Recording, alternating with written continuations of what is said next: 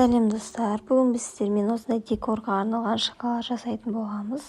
Ол үшін бізге Қазақстан шоколады қажет болады. Оны біз суында ерітіп, осылай формамызға құятын боламыз.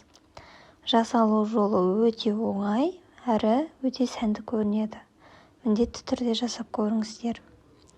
Астында су қайнап тұр осылай, үстіне шоколадты басқа ыдысқа салып, ерітіп аламыз да, осындай арнайы кондитерский мешокпен аккуратно құйып шығатын боламыз. Достар, каналға жазылып, лайк басып, қолдау білдіріп кетіңіздер. Ол сіздер үшін 1-2 секундтық уақыт алатын болса, біз үшін үлкен еңбек, сол үшін міндетті түрде жазылуды ұмытпаңыздар. Осылай аккуратно құйып шығатын боламыз.